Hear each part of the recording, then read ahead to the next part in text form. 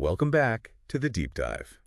Yeah. Ever waited like forever for your phone to just figure out what's in a picture? Oh, yeah. Like you think it'd be easy for these powerful AIs, Yeah. but sometimes they really struggle. Mm-hmm. Today, we're diving into FastVLM, research from Apple that's trying to solve that. Interesting. Speed. Yeah. We're talking vision language models, those AI systems that get both images and text. Right. Getting AI to be able to, look at a photo of, say, a cat on a chessboard and just get it. Yeah, exactly. Like our brains do it instantly. So why is speed so important? Isn't the... Traditional VLMs, they often use vision transformers, VATs. Okay. Powerful, but they can be slow, especially with high-res images. Oh, yeah. Like trying to shove a ton of data through a tiny pipe. Exactly. It gets clogged up. Right. So Apple decided to switch things up a bit with this FastVLM model. Exactly. They came up with a new kind of visual encoder, FastVATHD. Okay. It's a hybrid. Blends the best of convolutional neural networks. CNNs. Yeah, CNNs. Yeah. And transformers. So it's like the best of both worlds. Think of it like Yeah. CNNs are the sprinters quick at analyzing basic visual stuff. Then the transformer comes in like a detective, Oh, interesting. looking at how those features relate to each other. Gotcha. So it's a tag team for efficiency? Exactly. Going back to our cat on the chessboard, the model first, boom, quickly IDs the cat, the board, using the CNN. Right. Then the transformer steps in to understand, okay, the cat's on the board, maybe even thinking about a move. And that's where the whole multi-scale features come in. Not just seeing the whole picture, but understand the details at different levels. Yeah, like having different zoom levels. You can analyze the whole image, zoom into the cat's breed, even the patterns in its fur. But wouldn't more details mean more data to process, which slows things down? That's where it gets really clever. Turns out, just cranking up the resolution isn't always best. Really? Sometimes sticking with a fixed, optimized resolution works better. Huh. So it's about choosing the right information to process, not just how fast you do it. Yeah, that's a key point. They also compared FastVTHD to token pruning. Token pruning. Yeah, where you basically throw away less important parts of the image data, Okay. like decluttering before you work. Right. Get rid of all the distraction. Exactly. But even with that, FastVTHD was better. So in the VLM world, efficiency beats brute force. It's looking that way. And the implications are huge. They even benchmarked it on a MacBook Pro. No kidding. Like they took it out of the lab and into the real world. Yeah, and it paid off big time. FastVLM was way faster than older models. Like how much faster are we talking? Often 3 times faster, even more sometimes, and all that with a smaller, more efficient visual encoder. So you're telling me our phones could actually handle this? That's the game changer, right? It's Yeah. not just a faster VLM, it's a totally new way to think about AI design, making it efficient, making it accessible. Okay, but let's bring it back down to earth. What does all this mean for us, the regular folks? Think about it. What if your phone could instantly translate text from pictures, or help you shop by just seeing what you're looking at?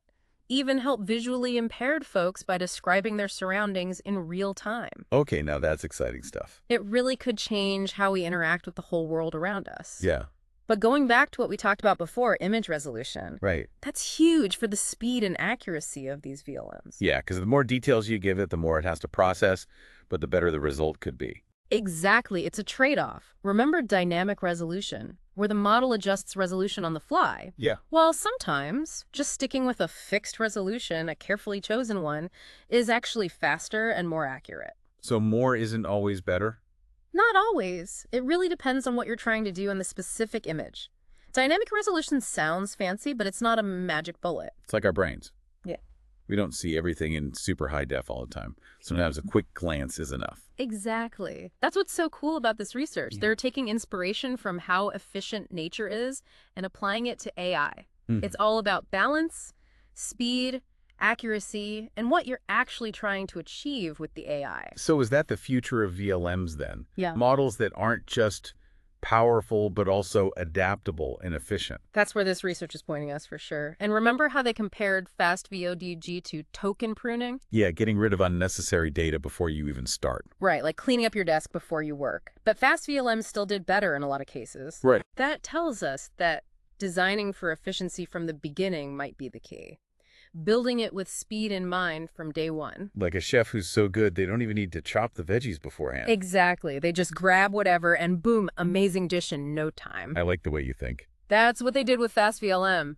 But here's the question that's really sticking with me. Okay, lay it on me. What's the question? Well, if we can get this level of efficiency with VLMs, what other parts of AI could we do this with?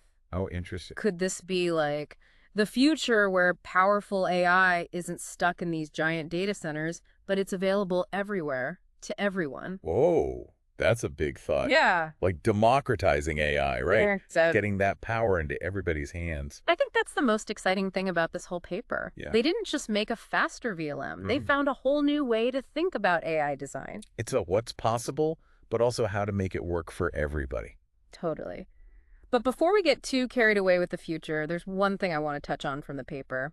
Their focus on testing this in the real world. Right, they didn't just run simulations. They actually tried it out on a MacBook Pro. They wanted to make sure it could run on our everyday devices. Exactly.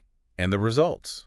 FastVLM was consistently faster, sometimes 3 times faster, even more, Wow. all while using a smaller, more efficient encoder. So faster, more efficient, and just as accurate.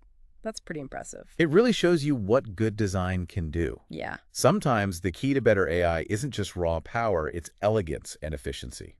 And that's a good lesson for anything, really, not just AI. So wrapping up our deep dive into FastVLM, what's the one thing you want our listeners to walk away with? I think this shows us we're on the edge of something big in AI, where power and accessibility come together. Imagine your phone understanding images and text as well as any supercomputer. What would you do with that? Now that's a thought to leave everyone with. What a future that would be. Thanks for joining us for this deep dive into FastVLM. Keep exploring, keep learning, and keep questioning what's possible. We'll see you next time.